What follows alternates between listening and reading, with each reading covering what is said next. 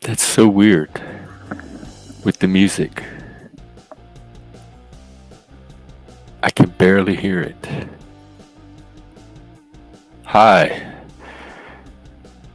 It's Wednesday. It's the end of July, last day. Can y'all hear me? I might just stop trying the music at all. It's something's going on with it. It's just the StreamYard default music. Okay, well, welcome to today's stream. It's going to be open panel. I'm just going to check it with the news, Twitter. I do have a little tiny topic I want to start. And then I'll put the panel. All right, let's see. I mean the link.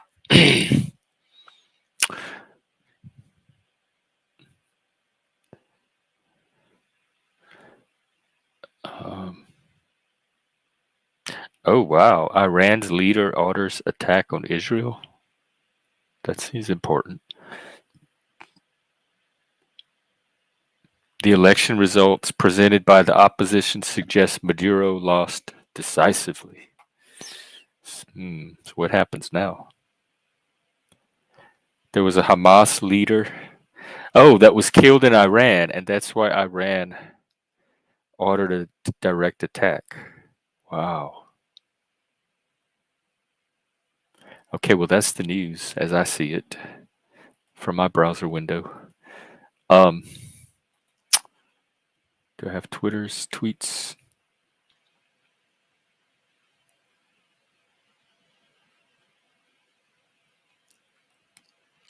Yeah, I do want to show this one tweet.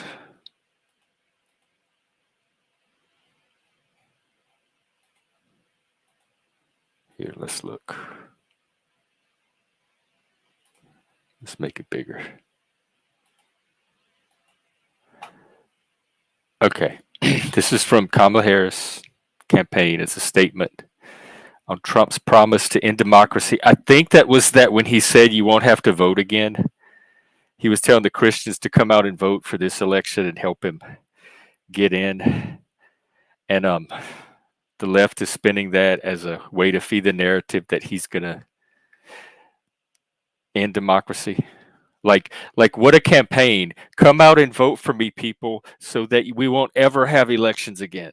I'm your guy. I promise. I will end elections. Put me in. I will like. Do they think that's his campaign?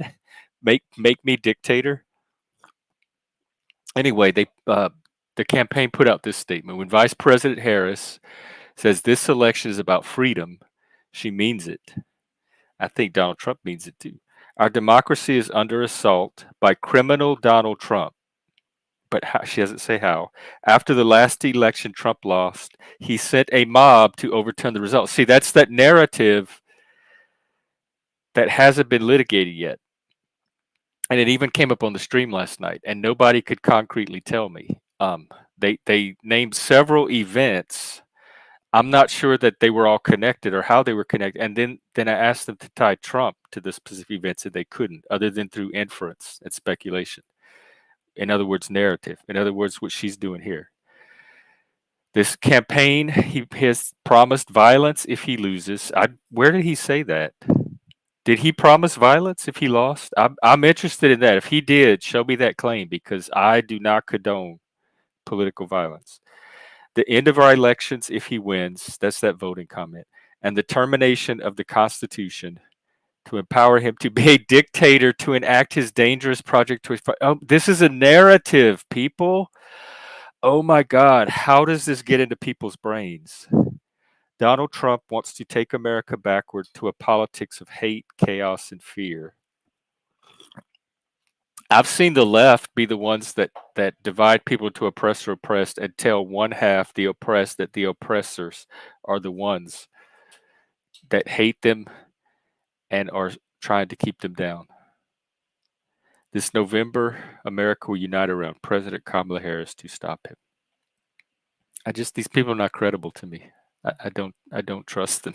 I don't trust the word that comes out of her mouth. Donald Trump either, but Kamala is no better. So they're a wash in that for me.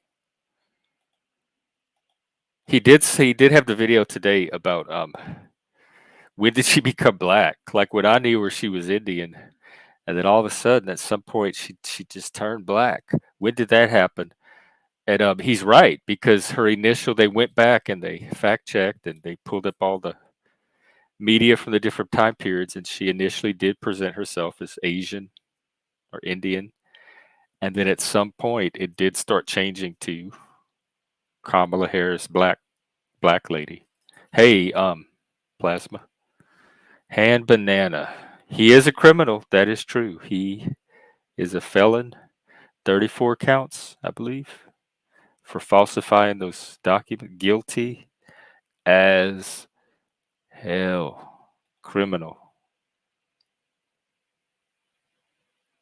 Trump said he would end. Well, I'd have to see that. That's a pretty bold campaign platform to run on. It makes me laugh. All right. Oh, so the thing I want to talk about today, just like I'm doing for Christianity, I really am trying to give that worldview a fair try, and I'm trying to connect with Jesus and all of that.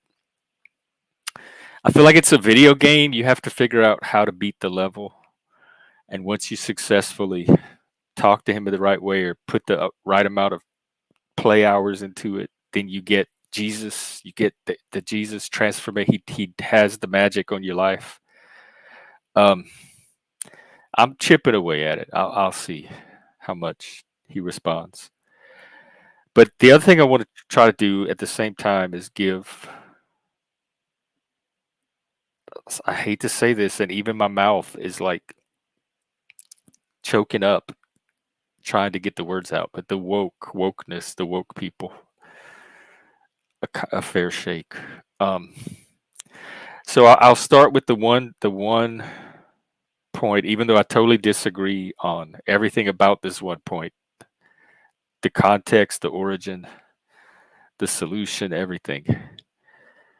When they describe the experience of marginalization, the concept of marginalization,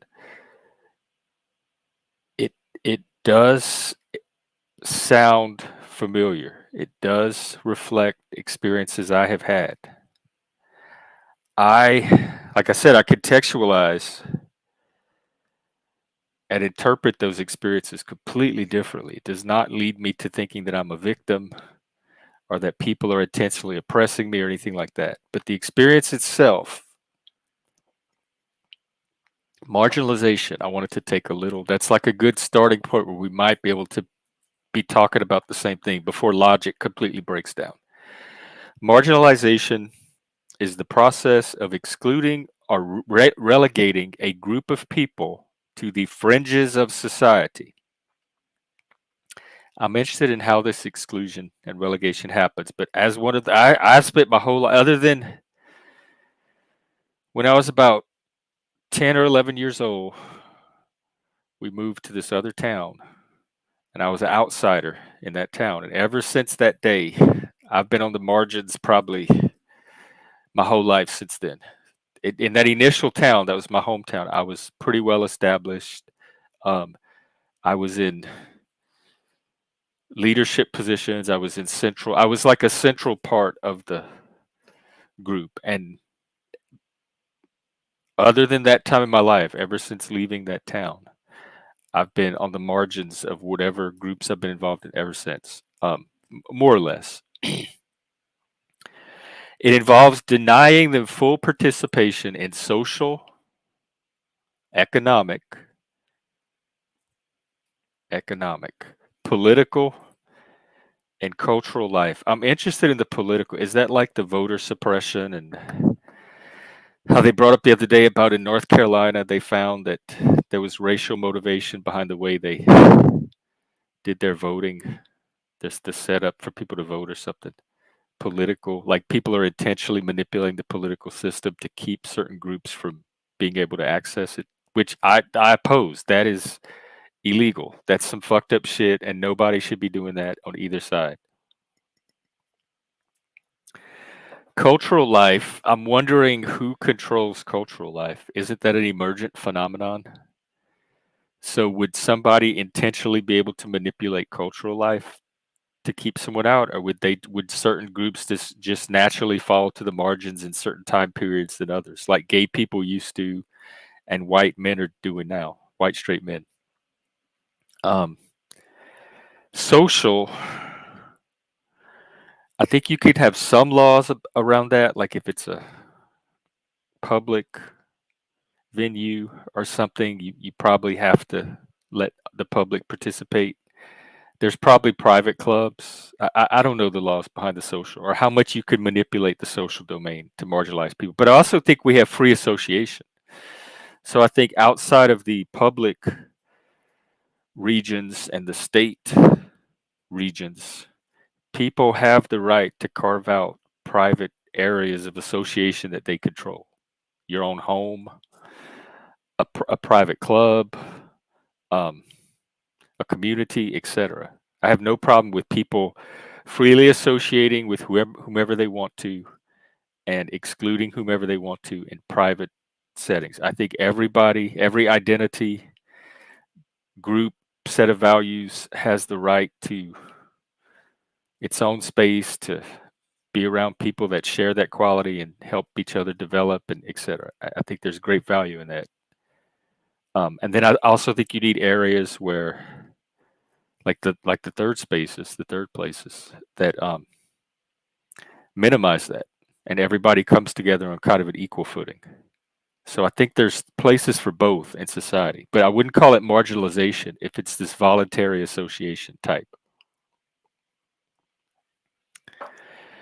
Um, this can be based on various factors, including race. People of color often face, or subjectively face, or feel like they face. I'm willing to describe it as people of color often experience marginalization, whether it's subjective, whether it's actually marginalization. The experience of it is a real experience. Due to systemic racism, of course, this inanimate. I never know. I'm never clear if systemic racism is this invisible force that we're all like none of us are immune to. We're all at the mercy of it. It's like a miasma, and um, or if it's an individual moral failing, and some people have done the work to not be racist, and other people are still knuckle dragging cave dwellers living in ignorance and racism, or, or if it's something that nobody's responsible for, it's just part of it's this like spooky whiteness at a distance thing. So I'm never quite sure when they talk about systemic racism how individual it is versus how supernatural it is. Women have historically been marginalized in many societies. Yes, I have marginalized women myself on this stream, and I will continue to do so when men need their own spaces. And I have been marginalized many times by women. So I guess that's just how things are for now with the human species. Sexuality, LGBT plus people frequently experience marginalization. Yeah, I'd say that's less true now. As a gay person, it's been a while, quite a while, decades, since I've been anywhere where I felt like I had to watch myself or be vigilant or couldn't wouldn't be welcomed or would face some kind of adversity. It's almost a not, I don't even worry about it at all. Nobody cares anywhere I go. So, but I think I told the story before when I was just out of high school. I was looking for work like I am now. And I had a friend who had a friend from high school. We were all from the same high school, who was the manager at one of the car washes. And she encouraged me to put an application in and she would talk to him. So I did. And he interviewed me. He agreed to interview me. And I went on the interview. And I did not get the job. And he told her, and she related to me. So through the grapevine, he told her, he said, I just couldn't take the chance because of the gayness, the homosexuality. He said that he was worried it would impact the morale. It was a group of guys. It was one of those where you drive your car up and you hand them the keys, and then you have a group of guys that scrub the car with buckets and rags and stuff, like the movie Car Wash, I guess.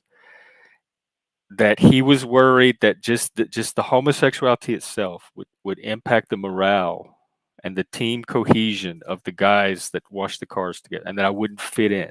And that always kind of stuck with me. That was one of the very few experiences I've had where my sexuality alone was overtly a barrier to something. Just consciously, yes, it is because he is gay that I am not hiring this person. And it wasn't a big deal. It was a car wash job. I didn't care that much about it. I'm like, okay, that's fine. I wouldn't want to work at a place that was that overly conscious of me anyway. I feel like I was under scrutiny the whole time, which I kind of do now as a white male, white passing. Um, all right, hang on. There's more. Disability? Absolutely. I used to work. I worked for several years in disability services, and that's basically what we did. The clients would come in and express the barriers they were encountering around their disability and how could we help them overcome, like what could we do to help them accommodate or overcome or advocate or whatever the situation required. Absolutely, people with disabilities encounter barriers to inclusion. Again, I don't think it's intentional. I think to the extent that most people are made aware of it, they try to be as accommodating as possible. I think that they want people with disabilities to be as included in society as everyone else. Disability, remember, is the one category that any of us can fall into at any time. Any single, nobody is immune from it. You may not find yourself gay, but you could find yourself in a wheelchair at any point in your life. So disability is a category we should all be invested in. And for the most part, I think society is. Like, I don't, at least like from working in it, my end of it, the people I've worked with, the institutions, the organizations, um, if there is any marginalization, which is my big point about marginalization, as unpleasant, uncomfortable, unfair as it feels, I don't think it's anybody's fault. I I don't think people are intentionally trying to make other people's lives difficult. I think some of it is just natural tribalism and in-group, out-group bias. I'm not sure what the role of the state is in any of that, but I think there are other ways of framing the problem. I think there's other factors to look at. I think there's many other solutions besides dividing America into two categories and having one be the oppressed and the other the oppressed. I mean, the oppressor and oppressed. Um, Socioeconomic status, yes. I have friend circles to this day. And this was kind of true even as a young adult. Because we are from the other side of the tracks. We're like 8 Mile. We come from the M&M side of the town. But I had many friends from like middle, upper class, especially at that school I went to. I was the minority, I think, socioeconomically. And so I've always kind of moved between both worlds. But in my 20s, there was this one little group, and they were all upper middle. They went to the private school. They had all graduated, but this was their origins. And they all had the same level of money. Their parents were doctors and lawyers and stuff like that. And they would get together now and then and have social events. They would have house parties, or they would all go night clubbing. And I had a couple of other friends that were friends with them and they were part of their circle, and they would get invited to these things. But it was just known. It was a known fact that when these events happened, Jeff was not invited. don't it's and so my friends would tell me, I'd be like, "Do you want to do something this Friday?" "Oh, yeah, but so and so's having a party that I was invited to." And I understood that, like, "Oh, okay, that's that crowd. They only want a certain type of people at their events, and people like me from a lower socioeconomic status and a different culture that's more working class, they did not want in their environments." I thought it was kind of snobby, and because a lot of us we intersected at some of the LGBT levels, the gifted neurodivergence levels. So we had more things I think that held us together, but for some reason they let socioeconomic status be the thing that. And I've been around more affluent people before. They really do. A lot of them really do have a different culture. It's just a different cultural world, way of relating, code switching between like I really do feel alienated when I'm in even if I'm included. I don't feel psychologically included at all because I have no idea. It's just so weird to me the way they relate to each other. Age is another way. So consequences of marginalization. It can have severe consequences, including up to and including unemployment, inability to secure a living, or generate an income for oneself and become self-sufficient and independent. For individuals and communities, such as limited opportunities, I feel that now my experiences in the last 8 years in the workforce as a white male, and I only say white male because that's how it comes up on their end. I feel like the opportunities are limited for me relative to if I was something else. Access to education, employment, and healthcare can be restricted. Yeah, people gatekeep that stuff in extra legal ways, like ways that don't necessarily hew to what's written in the policies. And I know that this is like a law, a universal axiom that I've learned very early, and I know this to be true. If and when somebody, a group or people or a person decides they don't want you in the group, they will get you out of that group. Eventually, some way, somehow, at some point, they will find a way to get you out of that group. So I'd rather just, if I'm not wanted in the group, if we're at that level, I'd rather just go. Like, why do that dance and just go through that cycle of escalate? I know once I'm the target, I know the target's not ever going to be taken off. And at some point, they're going to try something that's going to work and it's going to get you out. They often face prejudice and discrimination. Outside of existing policy, civil rights law, discrimination law,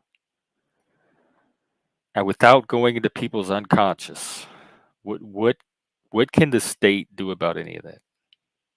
I think it's been less at any time in my life that I've seen it. I think we've had less of that than at any other time that I can remember. And where I see it the most is from the left when they find out you're a Trump supporter or a conservative or have a different viewpoint, the wagon circle. Remember the video yesterday from the guy that wore the Biden shirt? I mean, the Trump shirt to the Biden right? It's that. Social isolation, feeling excluded from mainstream society can lead to loneliness. Yeah, well, oh, you're going to have to suck this one up because the government is not responsible for how you feel in relation to mainstream society. I've felt alienated from mainstream society my whole life, and you know what? It was no big deal. I was just a different person. There was plenty of non-mainstream things to involve myself in. Mainstream society could do its thing, and I could do my thing, and we could all coexist. And there were areas where we overlapped.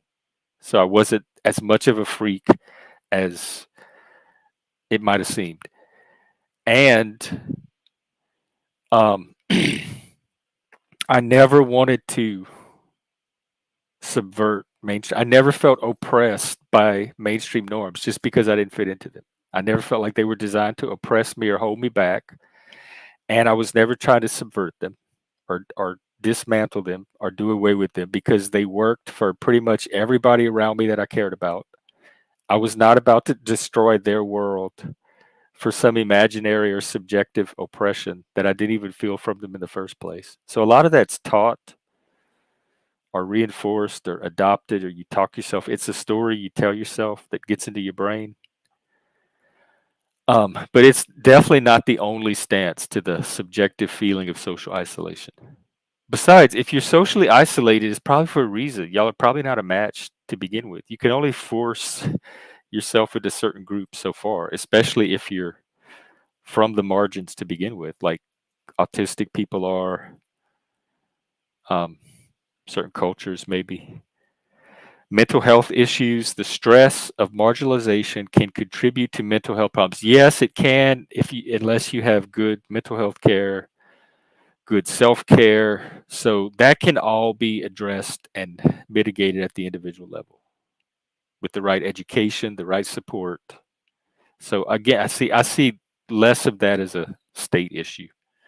Addressing marginalization, tackling marginalization requires systemic changes. What changes could you make in a system that addresses any of the stuff I just looked at? I'm curious. I can't think of any.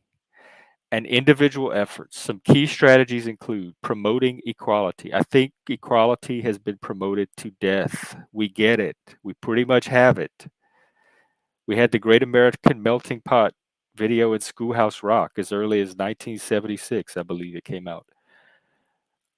Um, of course, now they call it equity, and they swapped the letter. Now it's EDI instead of DEI.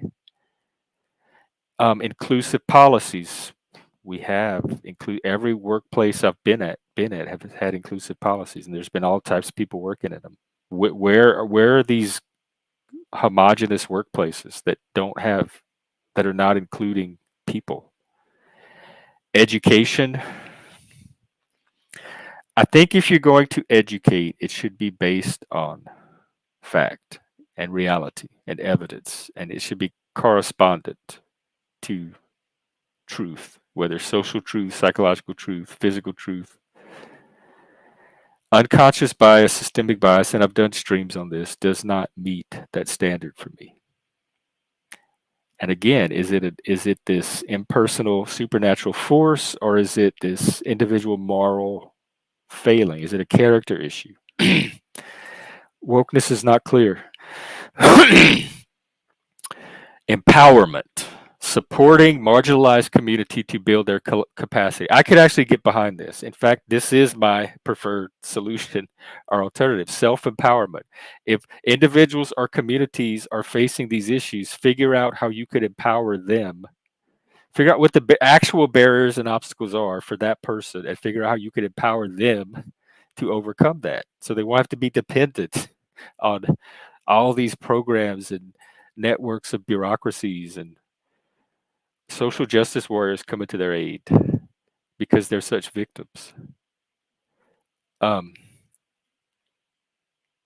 I guess that's all I have to say about marginalization. I just wanted to get the topic out there at least. All right, let's catch up on comments. I'll put the link. There you go.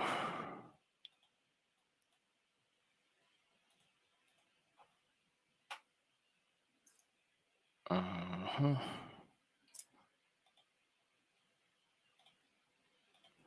All right.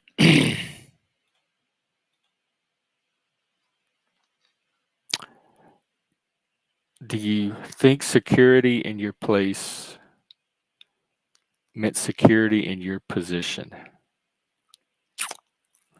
Um, I don't remember which part of the conversation. That's the problem with not looking at the comments live, which I can't really do because I get distracted too easily. I don't remember which part of the conversation that applied. But if it means like in a job or a hierarchy or a network, what I have learned is everybody's disposable. I have seen people at the top get chopped and take a fall. Nobody is immune. That's the autism. I'm not even aware that I do it. My body is doing its own thing. I have a lot of energy. Well, what I think there's great ways. I love the way I learned American history. First of all, I'm not going to ever stop saying this, but Schoolhouse Rock, which is probably available on YouTube now. America Rock specifically was the history version. It was 1976. They had No More Kings, The Shot Heard Round the World, I'm Just a Bill, Lovely Lady Liberty, The Great American Melting Pot, on and on and on.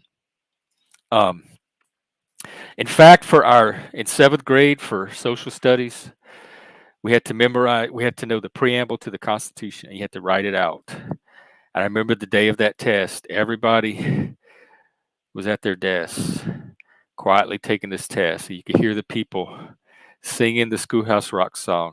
We the people, in order to form a more perfect union. They set the whole preamble to music, and every kid in my generation had that song in their head. So we were just writing out that song on this test. We had Schoolhouse Rock had the whole preamble memorized in your brain because it was so cool.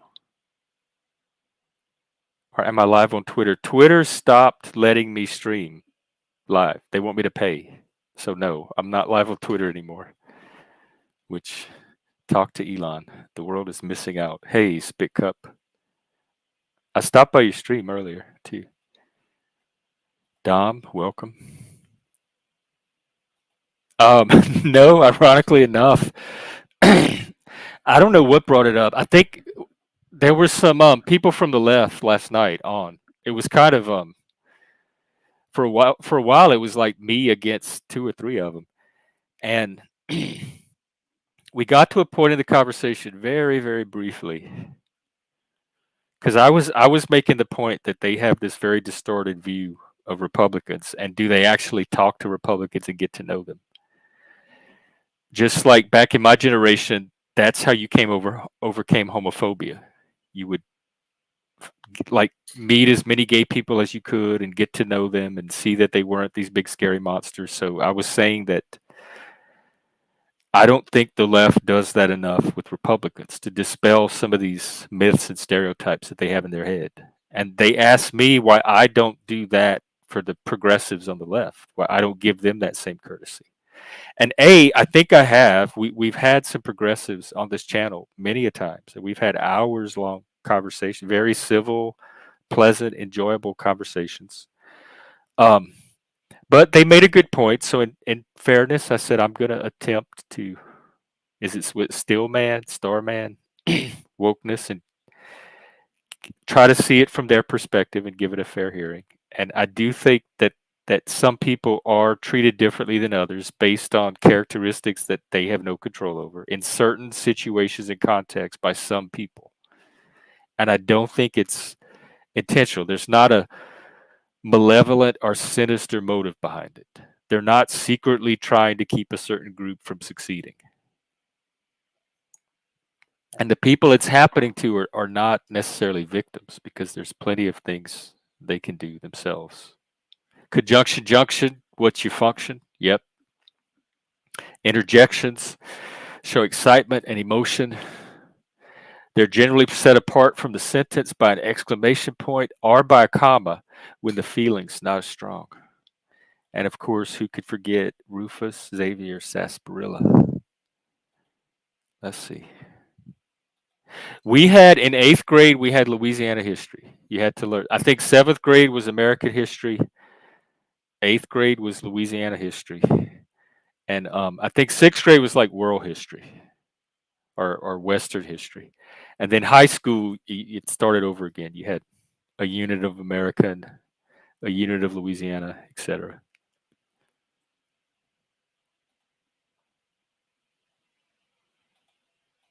Well, I think it should be start factually, and where I would start is the actual primary sources, in addition to Schoolhouse Rock.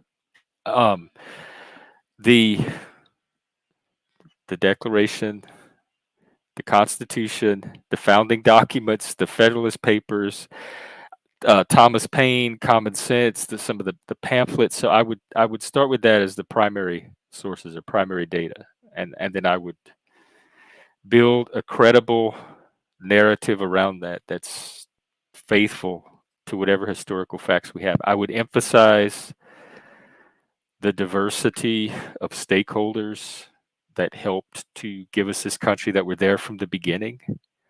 Um, I would emphasize the values that were in conflict and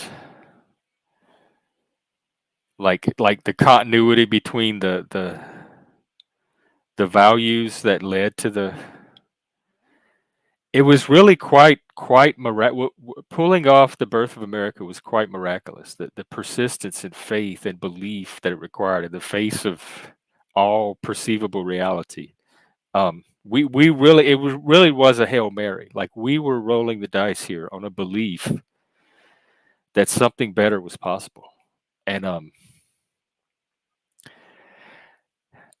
I don't know who. I suppose maybe a progressive left, but I'm going to suspend judgment or attempt to. Could look at the entire total story of American history, that the founding, how the country came to be, and not some cherry picked part of it, but the whole sweeping picture, and not find something in it to be inspired by, some little part of it that you're like, wow, I'm a part of it. I'm a citizen of what started at that time in history on those values. I just shudder at the type of sociopathic monster you would have to be to look at that and see evil and malevolence and cynicism in that. So I think that's the starting point. You find those things that can resonate with the most people and hold us together as a nation, which they did in rural Louisiana in the 70s and 80s, somehow managed to pull it off. All those yokels and deplorables and Schoolhouse Rock, I think, did a fine job. So we're not asking for the impossible here. We have examples. Right. World War II, especially. World War II was the first time for many, many Americans and many Cajuns that they encountered each other. Like we were showing up in these, what do you call the army units, troops, platoons? We were showing up in the military, and people had never met Cajun people before. Oh my God, they thought we were the weirdest thing. Like, you're America, where do you come from? What are you? And we thought the white people were weird. And World War II is when we all kind of came together and realized that there was something like we were all part of something greater than just any one person's individual culture. And I think people came back from World War II with a more unified sense of America. And the Civil War too, in some ways, at least for the Cajun people. We started to see that the United States was a force to be reckoned with, and it's probably futile to try to fight it too much if that's what we were thinking about doing. So we might as well just embrace we're part of this new thing called America. But the Civil War was not our war, and they would try to conscript the Cajun. They would come to Louisiana because some of the battles played out down there, and they would conscript us. I think both sides did it, but so we would start marching off with them, and then when we'd get close to our town or our house or something, we would just leave the line and just head off across the fields and go home. And they couldn't keep us in the military. We just kept walking away every chance we got, and they couldn't figure out how to keep the Cajuns conscripted because we didn't identify with either side. We didn't see ourselves as part of America at that time, and we were being asked to fight a war that we had no stake in, one way or the other.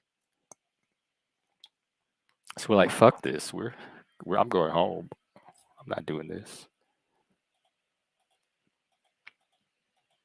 Right. All the neighborhood kids played to everybody laughed and joked with each other, and nobody got butt hurt over stupid shit. I think it was a lot more mentally healthy. Nobody walked on eggshells. Um, I can read it a little bit. I could kind of decode it if it doesn't go too fast. But I showed y'all the book the other day, my little coloring book from school. They started teaching it to us in Head Start, kindergarten, first first through at least like junior high school. And then in high school, it was an elective. I took 2 years of it in high school, and I think I had a year or two in college. So I've had the classroom version of it my entire life.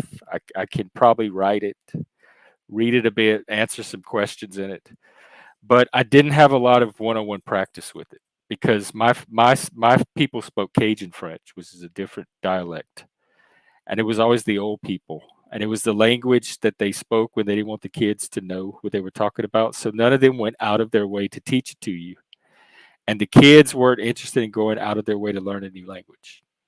We're like, oh, the old people are talking. Let's go play. They're having their private language, and so I never picked it up. I didn't have enough people to practice it with.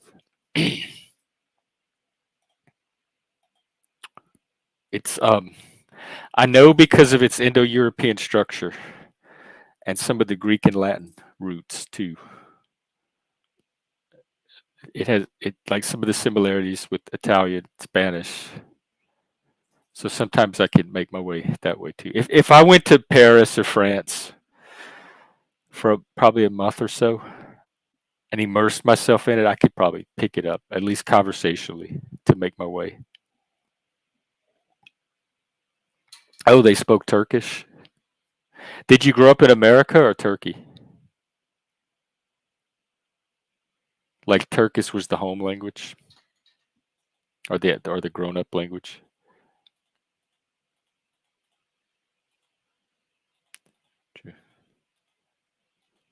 Oh, Florida. Okay.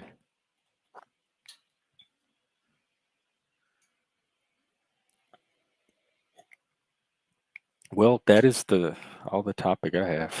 I'll keep the stream going for at least the top of the hour. Let's see. I checked the news, didn't I? Let me see who else is streaming. Maybe we could spy. Oh, midlife. Marion Williamson. Okay, I might have to peek in on this. Um, oh, Machine is streaming too. I didn't realize that. Going up against the big dogs, Hank and Machine. Let's watch. White sheep. Talking about white sheep and one black True. sheep. Right. So this is seen as a weakness of induction, right? So both things, deductive and inductive reasoning, are And abduction too. flawed. Deductive because it's Well, based on deductive greater technically is principles, not. and It's those kind of a principles closed may be system. flawed. But Right, one may doubt the existence of those nobody's principles. saying Right, it's no one's right. ever made the And claim that then reason is perfect. It's a in tool, terms of inductive, it's the but it's a flaws with useful tool. observation. Right, It can help us refine itself. our And these picture go of to two reality and the models bits that of, we use to predict. or modes in which we study the world. One is imagination, and the other is experience. Right, and imagination and experience are I talk about that in one of my streams, the romantic way of telling stories and the realistic way. That's two of the modes on Northrop Frye's map. not altogether different things. Now they Innocence cleaved and experience. apart by Plato. Things He seen from put afar and things imagination, seen the from world of imagination, in the transcendental behind realm. We after call this the experiencing. real world. In other words, he separated, right, um, existence, right, What you as think, it Hank? were, right, with the world, with reality, as it were. Right. So this is the beginning of the separation of truth and reality. Right. I Dualism, once Platonic dualism. argued very vehemently against Yeah, my and that shows up in Christianity too. The kind of the de-emphasizing or downplaying of the physical in favor of the transcendent. That the physical is at best a pale shadow of reflection of actual reality. So why focus on that when you can focus on connecting with the archetypal reality behind it? And Christianity kind of diminishes the earthly life in favor of the afterlife or the spiritual. There's many parallels between Platonism and Christianity. And remember, Historically, I think it was Neoplatonism that was more influential as a form of Platonism. And then Midbro is ranting and raving about something. Let's see.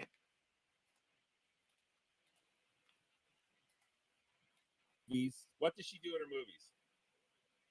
Well, when she takes a break between flaunting her sexuality and the degradation of society in America, he's mad. She's pulling triggers and blowing people away and glorifying war and Who are you violence. talking about? And you think you're going to make up for that by pretending to be Princess Diana? You're not. Here goes another one. Sean Penn. What a character this guy is. He's up here shining Zelensky's shoes. All right. He's just online being mad. We'll let him have his moments. Oh, it's too yeah, well,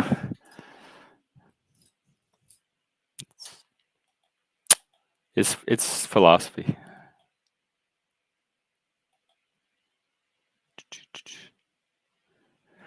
Who is Mediocre Life? Is that Midbro? Oh, is that tonight? You're right. He and Talcott are teaming up. Unless that already fell through. Let me look at his channel.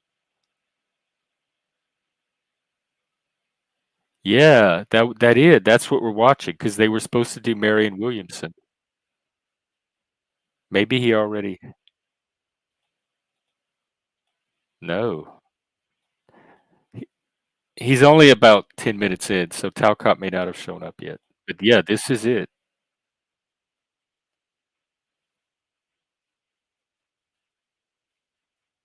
But he's really angry. Now they're talking about Jesus freak.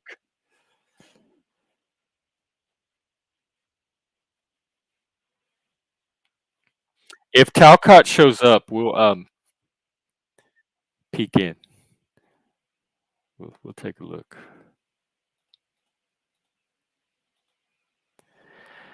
All right. Well, if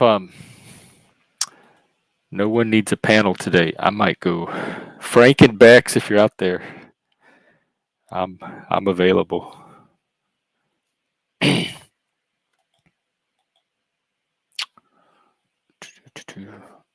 I'll try to keep it going like 10 more minutes.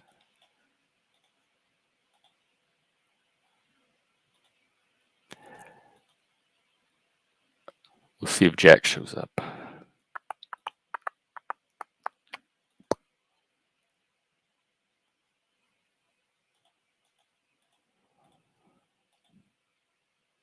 Jack Talcott, that is. I just realized we have so many Jacks now. We have Jack Talcott, Jack Darko, Nero Jack. We had Simple Jack, but now he's King Philip. And probably some other Jacks, other types of Jacks.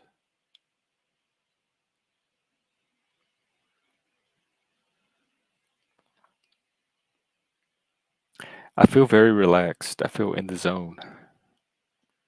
I was thinking about hedonism the other day, like this. I wonder how much of people's moral prissiness is just the contempt disgust response. Like morality is just something that I think is gross or icky, ultimately. But that hedonism, this live streaming is hedonism for this is me pursuing pleasure right here. I wouldn't be on these live streams every day if I wasn't. This is part of my hedonism. So hedonism can absolutely be a strength and lead to positive things and be healthy for the individual. People following their passions, people indulging in the full range of their sexuality, that can all be very mentally healthy. Sometimes hedonism is just being yourself.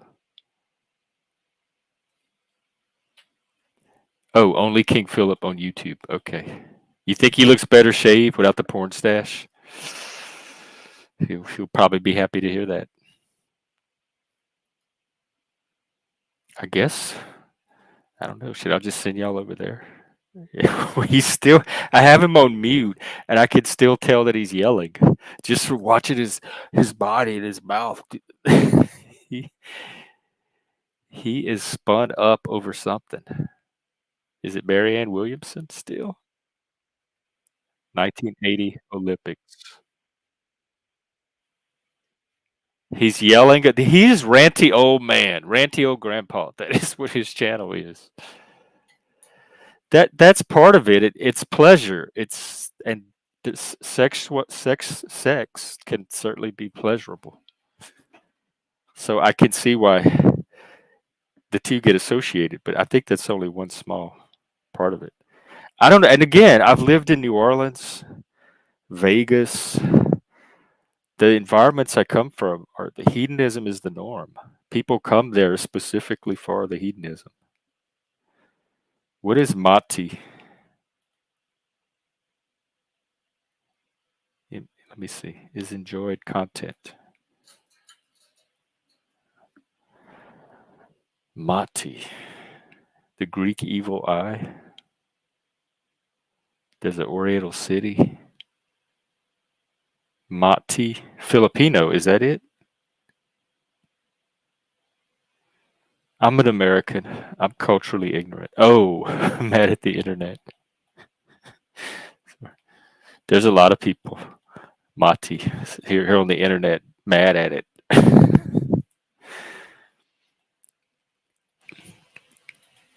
Seems kind of like an abusive relationship. Yep, he's still yelling. Jack, we need Jesus, some Jesus peace. Come on, quick, come on his show and bring some of that Talcott love and peace. Talcott's in the comments. He says, "Land of the free, where you can listen to what you are told." I don't know what that means. Do we have? Is it like in 1984 where we have these little telescreens that are pumping in indoctrination tapes that run in the background as we go about our life? What are they talking about where they say listen to what you are they talking about in grade school where they had to ask for a hall pass to go to the bathroom and that was traumatizing for them? What is this? Where are we being controlled? I don't know one person that all watches the same TV shows anymore. Even nothing's centralized anymore to even be able to be brainwashing us into one common narrative. People also feel free to say what they want without consequence or responsibility. Yes, that is freedom of speech. Free to say is freedom of speech. I don't necessarily think it's without consequence or responsibility, but I'm glad that people feel free to say what they want. I want more people to be like that. I want everybody to feel free to speak their mind. I love that. I would love to live in a world where everybody is just honestly saying what they think or what they feel or what's on their mind. And they feel free to do that. That's one of the things I try to create here.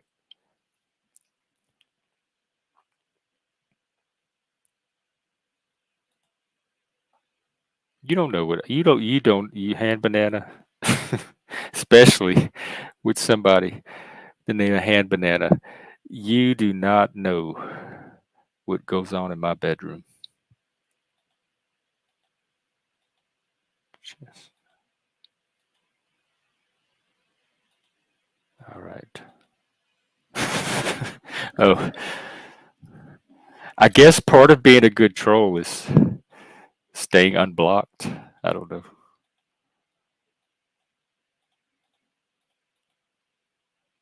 Nope. He hasn't come. His DEF CON skill hasn't come down one shade. I still don't even know what it's about. Marianne Williamson.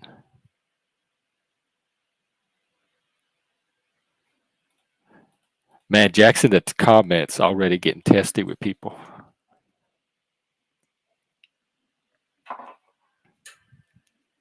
I am kind of looking forward to this. I hope they hurry up. Which Jack? Talcott Jack?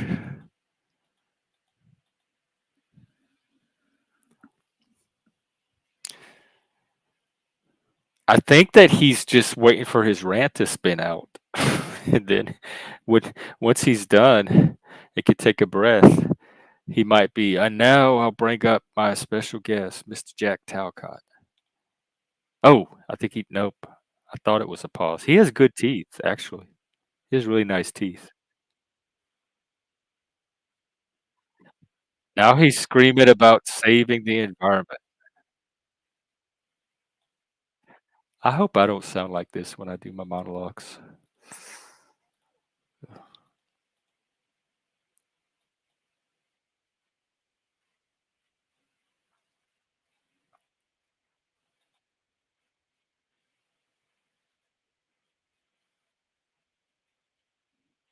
Now he hates politicians with stock options, stock trading, and they'll send all the manufacturing for China. That's everybody does that because China incentivizes it.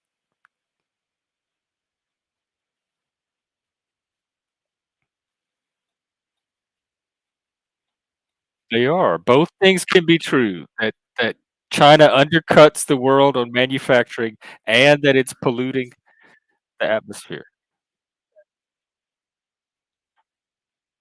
Well, we need so he wants us to stop sending our manufacturing to China so they'll stop polluting the atmosphere. And I guess we'll start polluting it instead. Oh yeah. You gonna go troll him over there? Here, I'll put the link.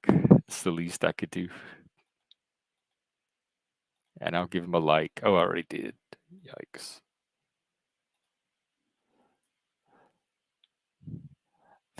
Monologues.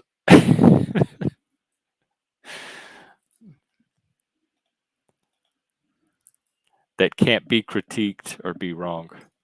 Well, I try to do those too, actually. Mine are from experience, though. It's hard to critique experience. The most you could do is dismiss it as anecdotal, like some of the nerd snobs do.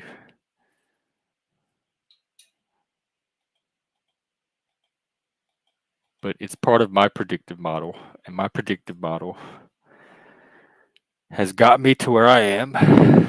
So maybe it's helpful to somebody else, maybe it's not. He's praising Russia? What?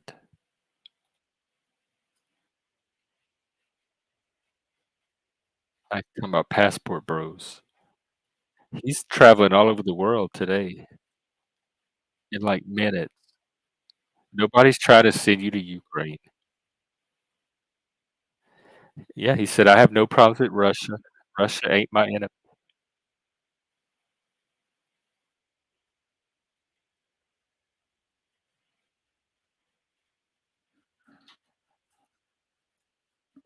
The bear, the Russian bear. We're not how are we poking Russia? They invaded Ukraine. Hey, not lost.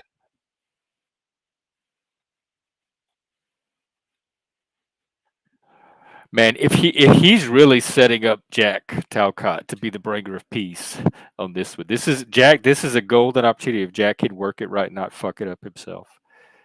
He's already kind of a little crunchy in the comments. Oh, I might have a guest. It looks like I do. I guess I could turn the light on. Well, What's up, Jeff? keep your camera off. Keep your camera on because somebody told me today that your icon might be one of the reasons that I don't have more subscribers because when they pull up my I can show, change it. I can change it. I only put it on there to make people for conversation. I don't care if you have it or not. This is just some other person's theory that it might be like people pull up my show and they see a Trump icon and they're like, "Oh, I'm not watching that stream." But I don't think you should have to change it at all. It's part of your self-expression. Yeah, Barney's rooting for China. He's booting for Russia. Oh, he's rooting for China too. I Yeah, thought he wanted them to. He wanted us to bring our manufacturing back. He didn't want them to have it anymore. he's I, talking. The boy needs to move to another country, as anti-American as he is. I didn't realize that he was. I told you, he's a liberal hiding in the closet. The freak, you have to look her up. She's been a presidential candidate a few times. She's this new Woo. age guru. She has some very Yep. nutty She's a beliefs. she believes in woo woo, that fairy dust stuff. Well, we have B and C here. I changed it just for you to please your audience. Well, I don't. That's just somebody else's theory. I don't even know if it's true, and I don't even care. If people want to not watch me because they don't like Trump, that's fine. Bones don't turn to oil. Welcome. Well, that's great philosophy. Yo, how are you guys? Oh, pretty good. Just kicking it. How are Kicking you? back, Yeah. kicking back with Jeff and Chuck. Yep. Yeah, or Jeff and Chuck, but probably more Jack and Chuck because I that's thought usually that's what he said. I thought he said Jack. No, You said Jeff? I said Jeff. Uh, I'm We like could, Jeff. It sounded like Jack at first. We've been brainwashed maybe he around was for it. trolling. I think it's what's it called? Mandela. That was the black guy over in Taiwan or something, wasn't it? What? Mandela? Or is that your jawbone? Are you being funny? Dude, that's funny. I'm trying to be. Dude, but you just like outdid me hardcore there. Yep. Go straight for the juggler, right? So what's the topic tonight? Fighting to the death. We don't have one so far. You have one? Ugh. Well, actually, what were we talking about, Chuck? Shit, I don't remember now. Oh, yeah. See, We was we talking were about just we Barney. were watching Mid Bros stream. Yeah, we talked about Barney's anti-Americanism, his liberal views. Yeah. Oh, He think Russia good, Ukraine bad, Iran good, United States bad, yeah. Maybe he just has a daddy complex. Lebanon good, United States bad. Like, yo, I'm not trying to be the tree hugger, but who asked nature what they thought about war? And hopefully, I am the first person to say those words. That'd be pretty sweet. You may be. Nature is war. War comes from Mm-hmm. nature. That's a No? fact. Watch an animal watch an episode of Planet What? Earth. Oh, an episode. Watch Yeah. a select situation in Or just go out in the wilderness yourself and watch Okay, nature. my only point to this is I've heard this and it makes sense to me, so I'm going to share it. Is that like if you go out in nature, do you see like birds flying around, or do you see them fighting? You know, do you see squirrels walking around, or do you see them fighting? They're actually really not fighting. Like, it's actually not, you know, I just wanted to push back on your point there. I see both. Go stand next to a fire ant hill and tell me. I saw a dog the other day chasing a squirrel up a tree, and the squirrel kept running Teasing the back down dog, the tree toward the dog. I'm like, you stupid squirrel, why are you running toward the predator? teasing the dog. Is that what he was doing? They Yep. said it was a cat. No, it was a dog and a squirrel. And the dog was like at the foot of the tree, jumping up the trunk, trying to grab the squirrel, and the squirrel kept running toward the dog. Those are, it was probably a liberal squirrel. I don't know. Is that like I heard liberals like the insult or something now? Like, I think it's one of Well, those words that are losing its meaning. It's becoming so what fuzzy. when I lived in the suburbs, we had what we called domesticated squirrels, and what they would do is one or two of them would distract the dog, while the other ones went and stole the dog food. It worked every Yeah. time. See? Okay, so they're See, smart. nature. Tell me that's not going to start a war if you try that with the human. Do you think it was a gang? Do you think it was gang related? I do. Squirrel gangs. Yep. Yeah. You See, got the even Grays. the animals even have gangs. Yo, You Porpoises got the. kill for fun. Well, they dude, do. I just realized squirrel, if I'm not wrong, is like a synonym for like a fed. Fat, A fed, like fed. a federal It's a synonym agent. for something else Oh, too. a federal's What's agent. dirt squirrel? And then you said how like the two distracted the one. Yeah. Yep. That sounds like a strategy a Fed would do too. That's crazy. And at the end, the squirrels got fed in, just to clear it all up. Maybe that's why they call them feds. That's what I was talking about. Yeah. What old '80s movies called Warriors? Was that the one with? Was it Fred Savage? No, I'm thinking of Wizards. What's Warriors? Let's find out.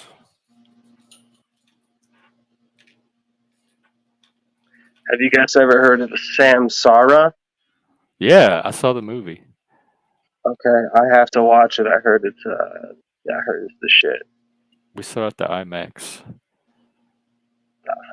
The Warriors. Oh, it's about a New York City street gang. Yeah, I never heard of it. Is there one called the Peaceful Warrior with Nick Nolte?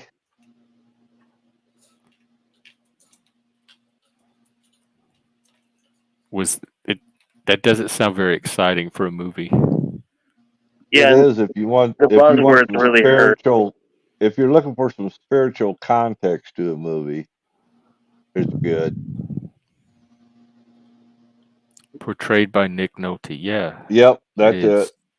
I thought, 2006. yeah, I thought it was going to be a dud, but it's actually a decent movie if you're into spiritual things. That's what I thought about Chuck too. That What? he's a peaceful warrior.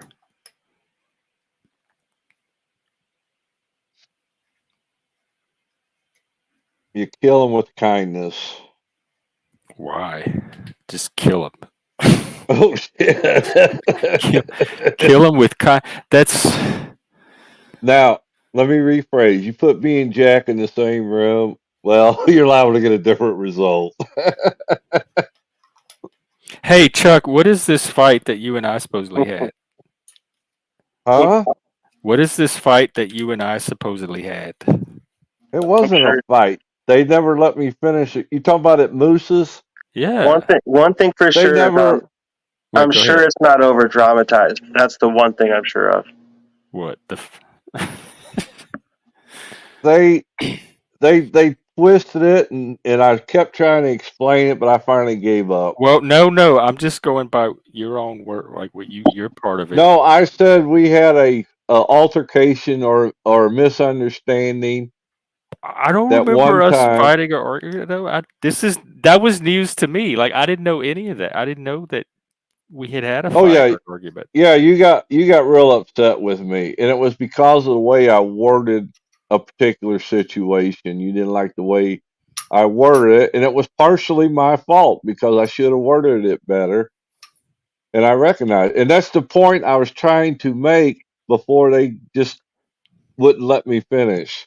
Well, So I don't remember us arguing or fighting. So I it was was surprised to hear that you thought we had fought and had an argument because I didn't know us to have one. Yeah, and Chuck, to be fair, I'm surprised Jeff reminds me as like a uplifting, positive character. Me. it had to do with a particular episode when him and Chris went at it, and I said my 2 cents, and it didn't come out right, and it went south. And I don't. There's no blame. There's no Well, nothing. in my mind, whatever it was, I don't remember it, so it hardly made any kind of impression at Exactly. all. It I wasn't a fight consider to me. I consider Yeah. us still friends. Oh, yeah. Is Trump Jewish? I consider you guys friends too. Yikes. Dude, yo, you and Chris's sometime like there was like one or two like arguments, man, that were so actually funny. But like not in like a mocking way. It's just like the way it's just like how you guys like how it's I don't know how the Well, communication breakdown was like how did you guys like how could you speak past each other for like literally like 20 minutes one time.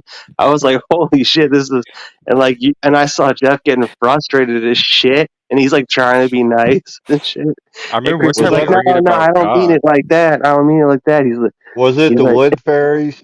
dude, The fairy was one time we talked about God too for like 2 it 3 was hours. about oh my god, I think it was about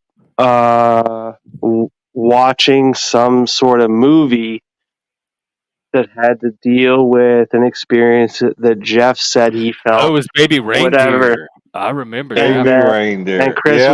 Chris was like, yo, like, oh, the production and this and that. And Jeff was like, Jeff was like, yo, fuck the production and all that. Like, he's like, I just want to watch the movie just as a regular person, not trying to analyze it yet. And then Chris wouldn't stop like analyzing it. It was kind of funny, That was honestly. I that was remember. disturbing. Yeah, dude. And then I actually kind of felt bad though, because like both of them got pissed at the end, but it was like, Well, I did don't you know. I see don't the remember that. fairy story that Well, day? and an hour before that, like the stream was hilarious. Like people were laughing, having the greatest time ever. And then as soon as they got to this fucking movie, yo, And that was Midbro started. He's the one that Yep. started like y'all got to watch Baby Reindeer. Then we'll do an episode of it. So it all came out of that. He's the one that threw the golden apple. oh, I'm sorry, did you hear that? I heard like a cough or something. Sounds like a Talcott episode. What happens when you smoke blunts and shit? Oh, that's what that was. You're not supposed to smoke shit. Oh, Talcott's on. Oh What do you mean Lord. shit? You said you said something about Blunt. smoking blunts and shit. And I like you're Oh, not supposed to okay, smoke wow, shit. wow. Damn, dude, you listen better to me than I do. I remember the one day Chris was talking about wood fairies. And I was like, Jeff, Hummingbirds. I thought he was being serious. He was. Yes, You because he remember that was, one? and then he pretended like the whole thing was a joke, like he was just trying to pass it off as a joke. But I don't believe it. I think he really thought they were fairies. Oh, I remember that shit too. But like, I think he was telling the story in a manner in which you guys weren't able to receive it fully, if you know what I'm saying. He was telling But it very seriously and matter of fact. Yes. So if it was yeah, a joke, dude, oh none my of god, that was coming through. yo, that actually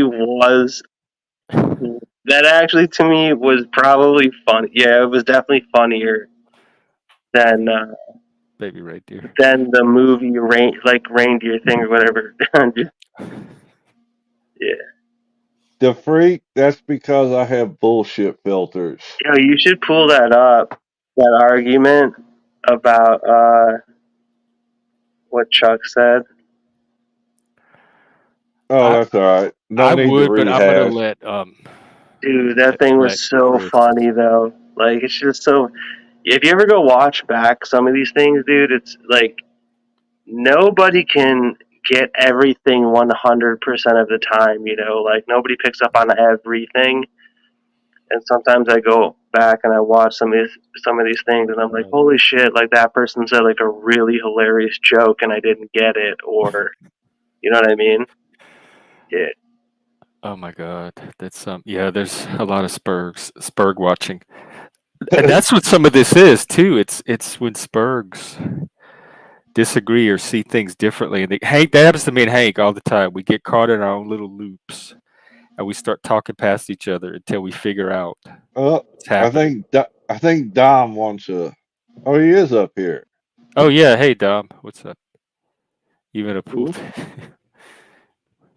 Hey guys. Dominic, the most quiet YouTuber user I've ever encountered. Hello. He's Canadian. He's one of our Canucks. It's always Canadians. Those Canadians. Canuckians. I usually rant on other channels.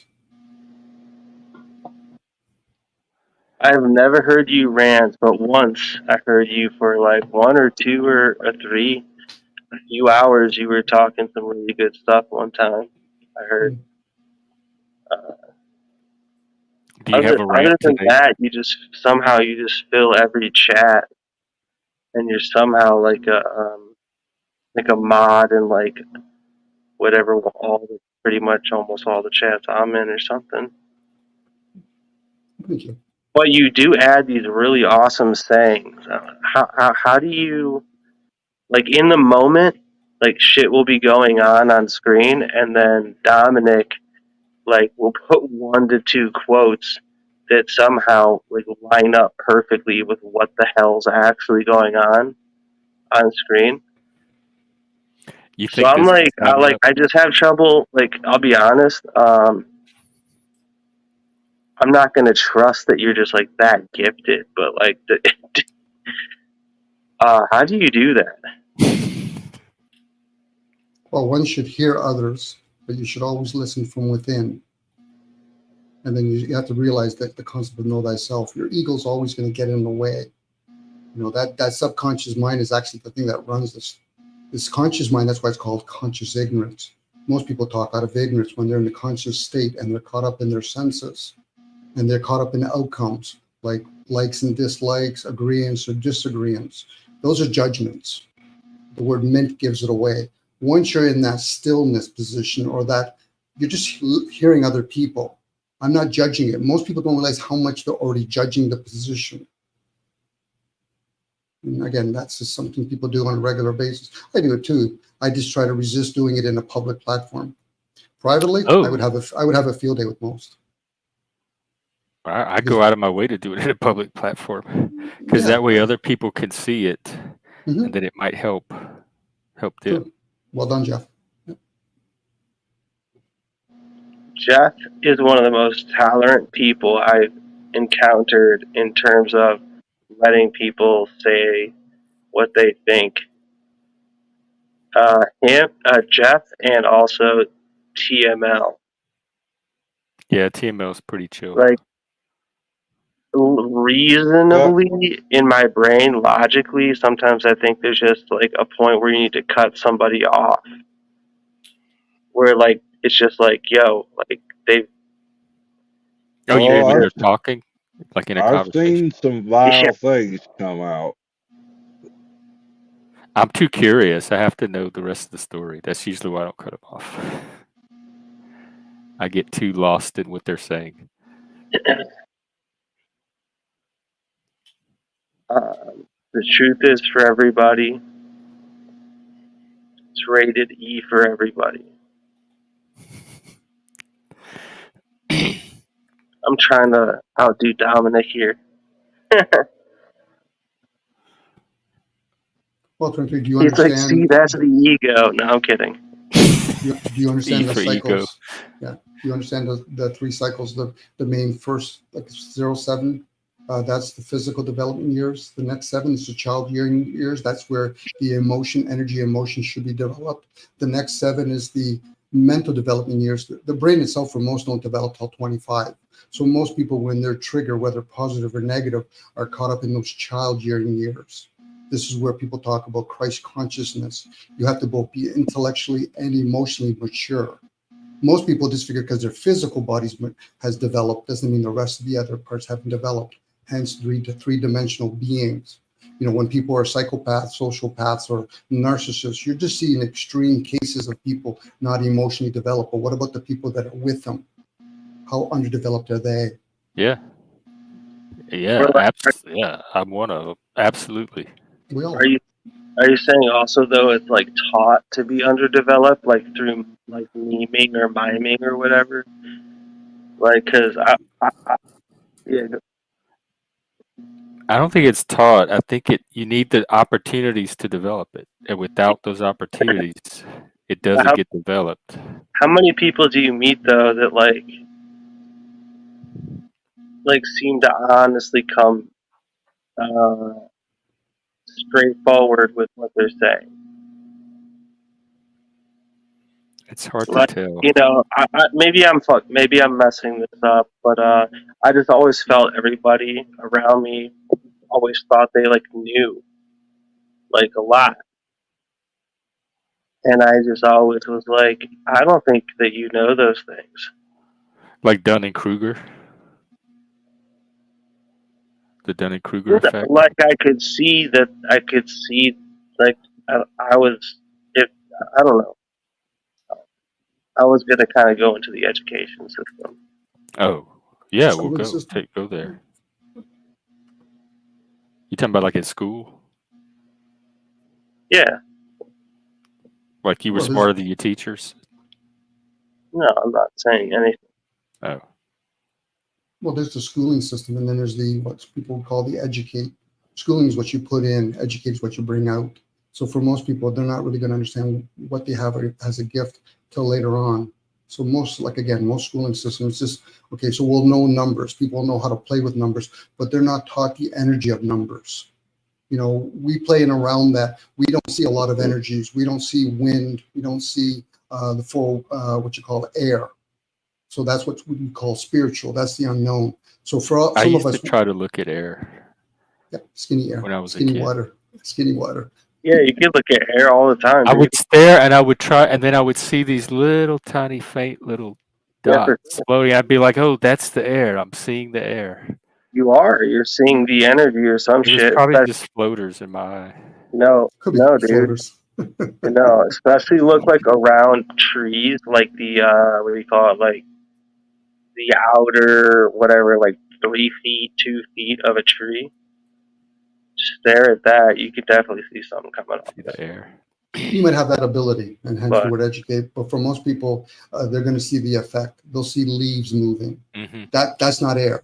This Right. it's erroneous when people talk about cause and not effect. air. You're actually No, in the I'm not talking about leaves. I'm talking about like glittery, like energy looking shit. You might have that ability. It's like some people can play musical instruments and see what they call colors. When somebody calls something blue, they're not actually seeing the word blue. Again, that's the unknown. For sure. For sure. Well, that's the hard to describe. Well, you were saying something about cause and effect. Yeah, well, most of us are in the effect and side effect. The cause would be to know where languages exist. Well, most of us aren't going to be aware of that. You know, most And people aren't going to understand. Go ahead. languages exist Yeah, I don't know if I'm many ways.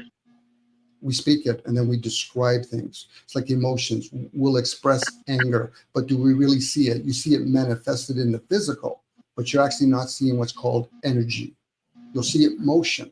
So again, I'll describe something like a tree, a sequoia tree. None of those words are on that thing that we call objects. I'm even giving another word to describe it. The word gives it Okay. away. Right? To create what, like a mental image or a simulation, like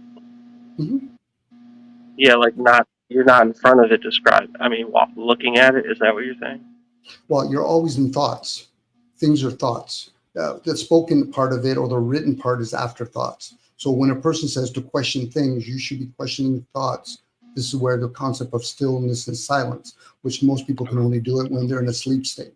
Hence the subconscious communicating with the conscious mind. But should be able to carry it over.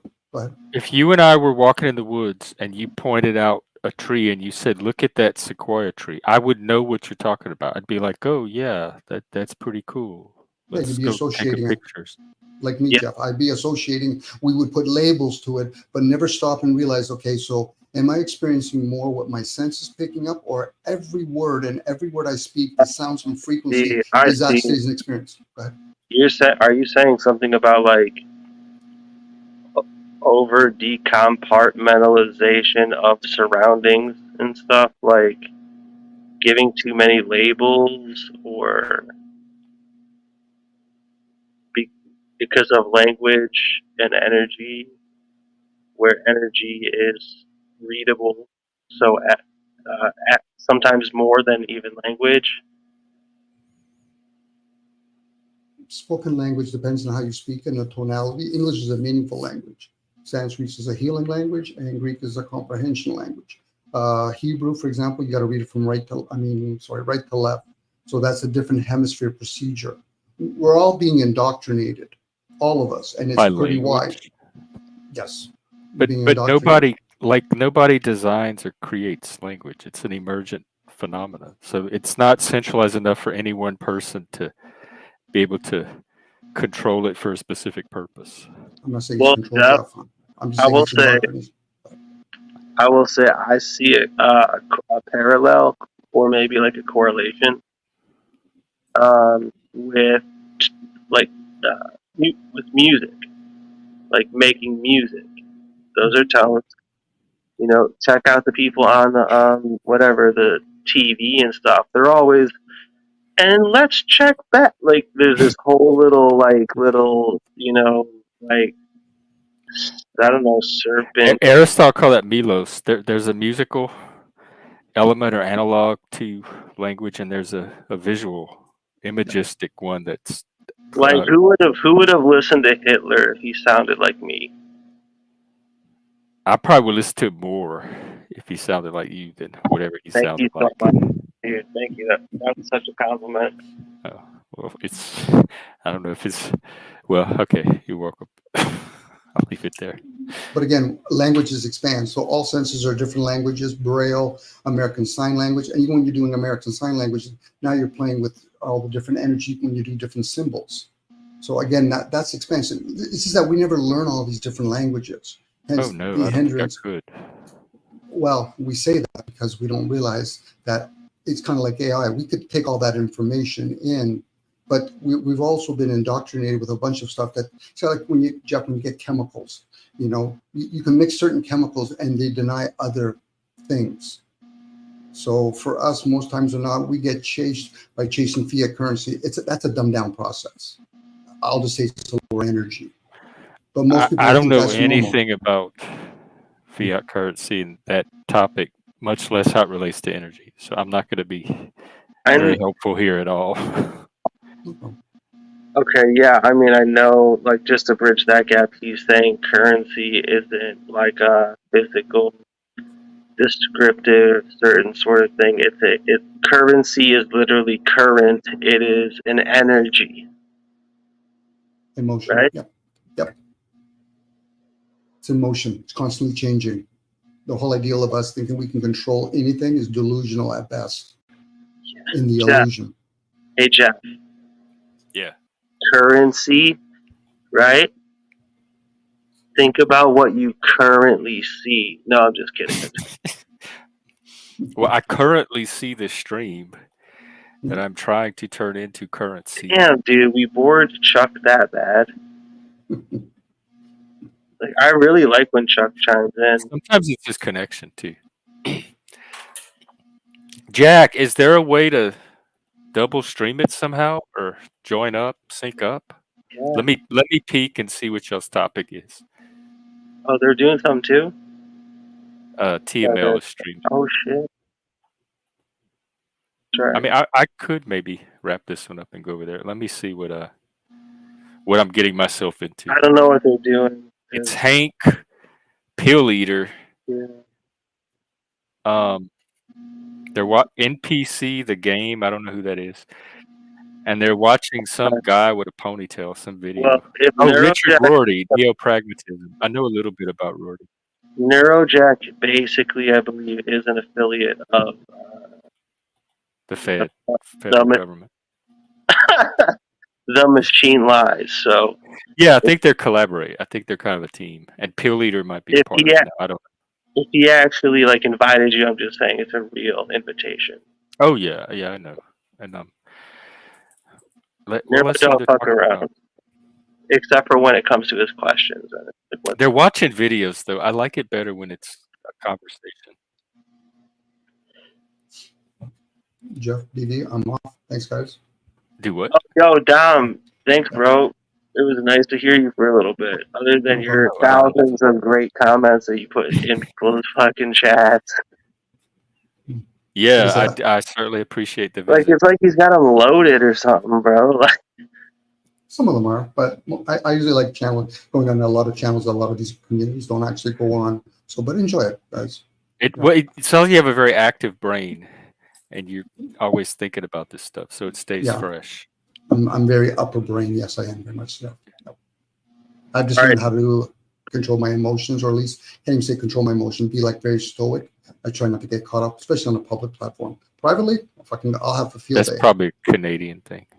No, that's nothing to do with being Canadian. But I get it. People want to play these body of water or some sort of borders. Well, a lot between of Canadians I know are like that. That's why I say that. these. You haven't met some of my buddies. Maybe not. Of course, there's always Frank too. So Yeah. there's always that exception. Enjoy yourself, guys. Take care, Dom. Yeah. Well, I don't know. Are you going over to machines? I mean, I don't know. I mean, is it an open panel? It is, but they're just watching it. Like I don't like going on panels and just sitting there watching a video. I'd rather go on panels and have a conversation. So Yeah, maybe after they get through this video, I could pop in. the thing is that machine will allow basically anybody, right, Yeah, to that's how I got started in the panelverse. Actually, he let me on. yeah, and to say pause, and then they can say their point, and then discussions happen from there and stuff, and then it's basically like for me it's like, all right, when are we gonna get back on point, but also like how many jokes can we fit in before we get back on point, you know what I mean? That's the way. Yeah. So as long as because when I first met it was through that panel. I think so, because that's the night Talcott, me and Chris were on, and Talcott was on, and everybody was confronting Talcott. And About Chris and Talcott were going at it. they weren't going at it. Chris was asking completely reasonable questions, and then the deflections continued as they have for 2 years. I don't know too much of the Talcott lore. Yeah, but since then, man, I've decided that I gave you too much credit as a threat. You know what I mean? Well, I am trying to learn intellectual humility, so. Because yeah, you'll chime in, sometimes, and you'll have information, about these different periods of time and stuff. Like, I don't have that personally, so for those types of things, don't think they don't go unnoticed.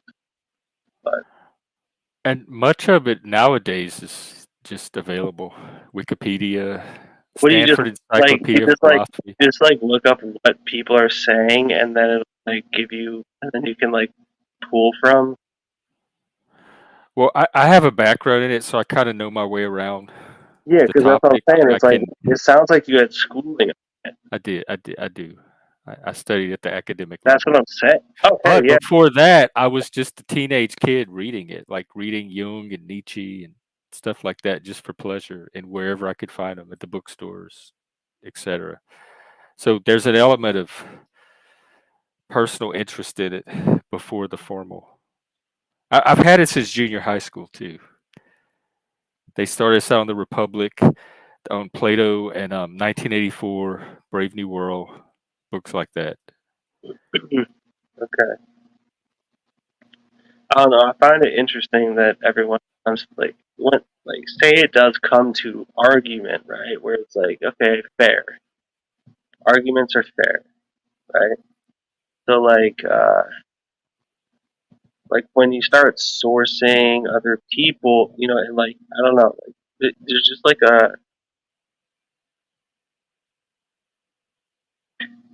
a missing point in people's demeanor.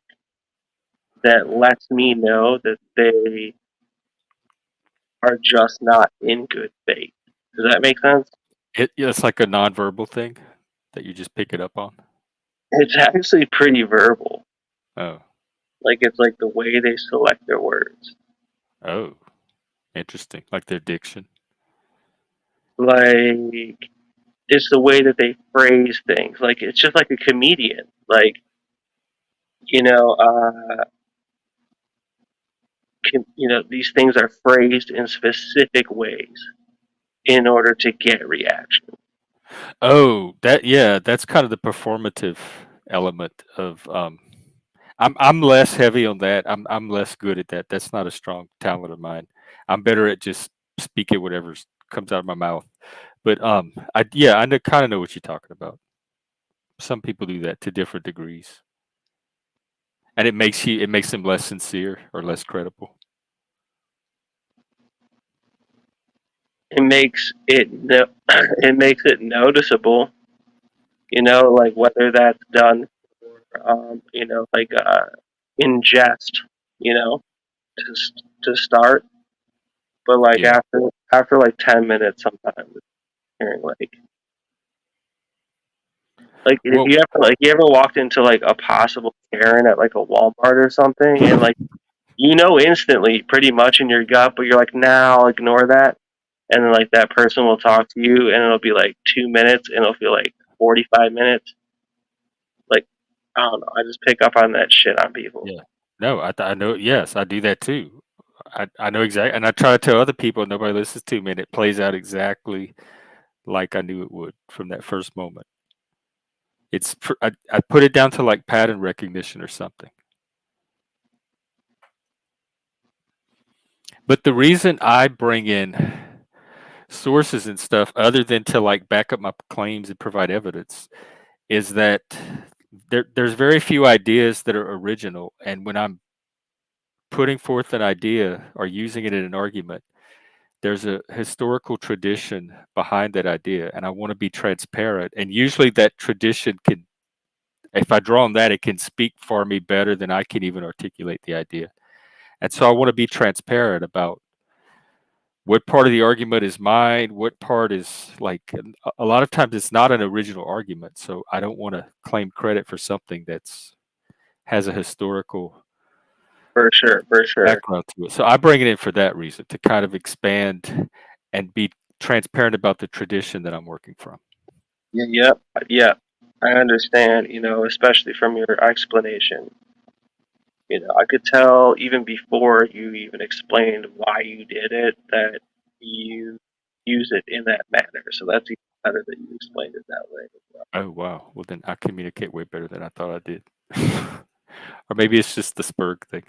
That they have a name for it, neurodivergent reciprocity. Well, it's like also like an interesting way to like stop fuck shit.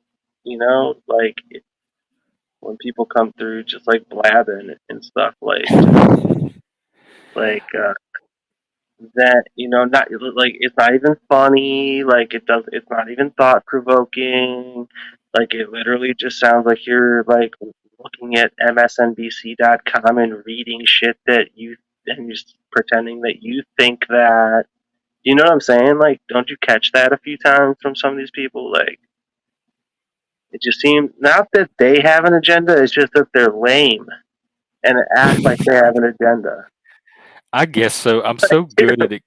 Used to ignoring stuff. Like I'm so good at ignoring, like filtering that out. So I probably see it and don't even pay attention to it.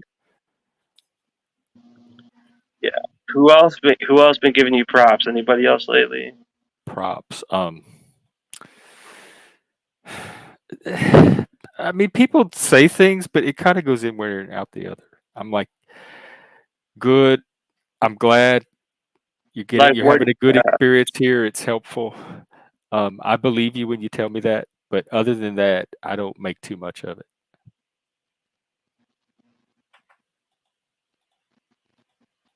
I think I'm doing a good thing, or I wouldn't continue to keep doing it. So That's true. I'm glad But that it's helpful to the people that it's the only distinction is that like evil evil people sometimes don't actually think that they're actually evil. So I guess I guess I'm complimenting you on that. That it doesn't seem like you are actually evil, and that you are not pretending. I think we could all be evil. I mean, I think it's something. It's something that I assume any human is capable of. So I factor that into my interactions with people. Anyone could cross that line under the right circumstances or with the right motivations or incentives. What is evil? Well, I'm just using it in the general sense of like destructive to other people So or like society. evil is degenerative for sure. You think it's organized? Not always. I don't think it has to be. Are there specific people that you worry about? No, because I think that's what a lot of people do. You know, like they throw out these names, but I seem to know, and I think you even know this. I think it's like common knowledge that like you're not fighting the man. You know what I mean? Like you're fighting spirit if you were to fight anything. I'm fighting the woman more than anything. No, I'm not fighting the man. I'm trying to do my own thing. You know, like you're not. It's like the battle is. It looks like flesh, but it's not. Like the battle is not won.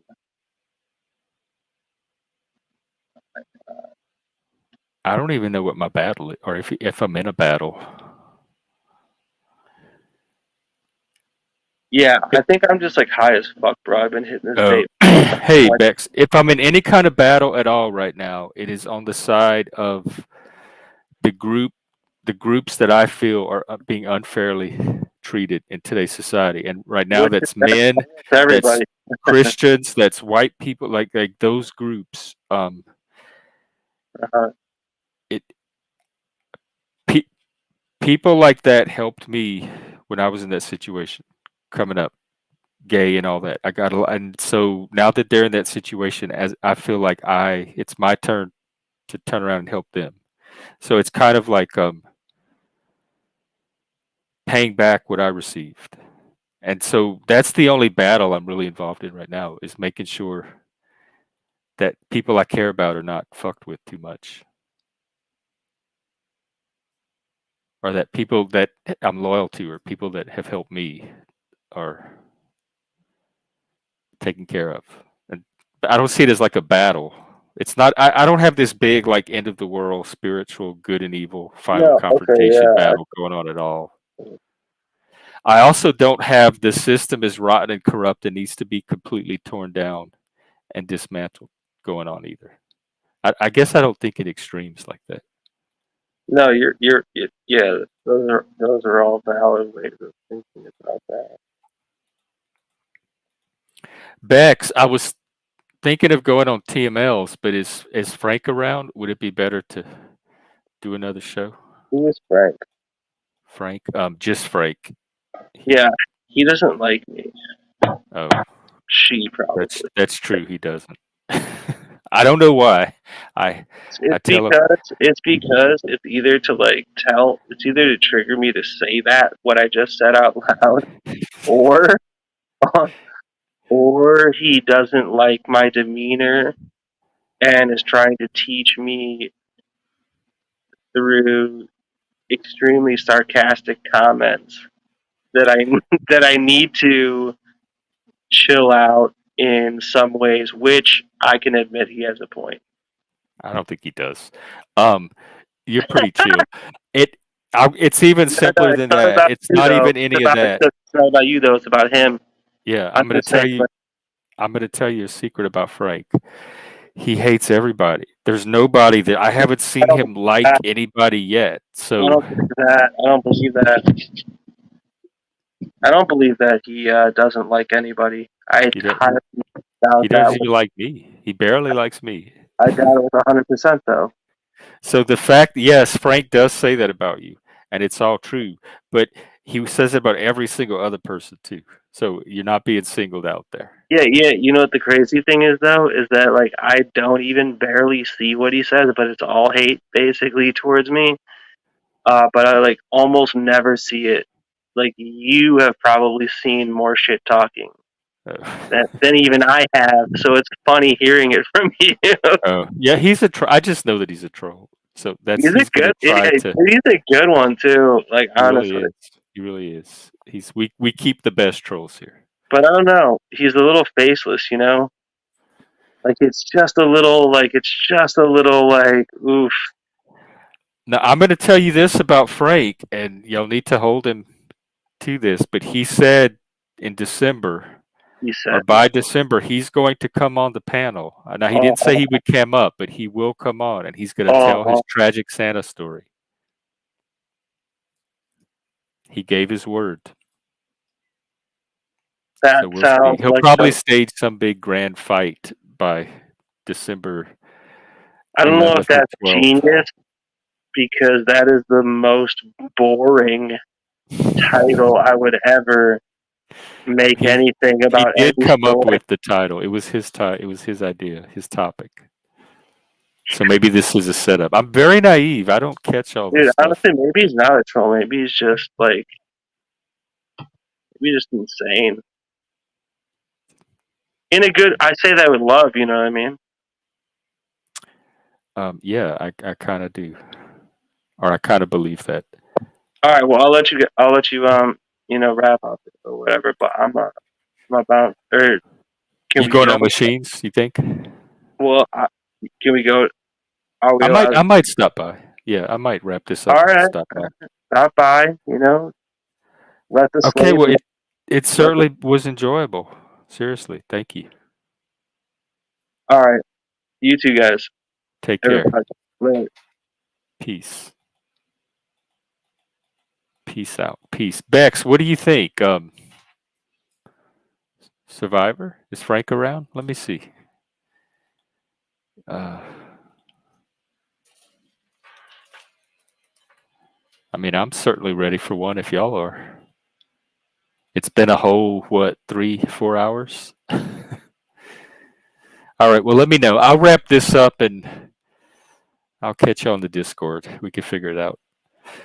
All right, well, thanks for hanging out. That was pretty good. I put Machine's link. It's in the chat.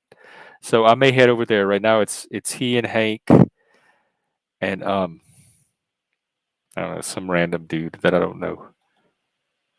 So I'll see what the conversation's about and maybe I'll stop on.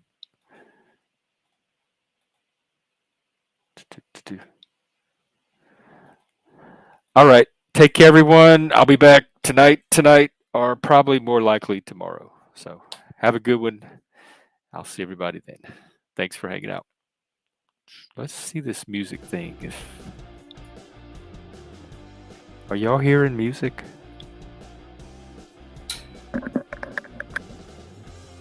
I have to turn it up really loud to hear it. But I used to not have to do that, so something's going on. All right, anyway, take care. It was fun. Bye. We'll do it again.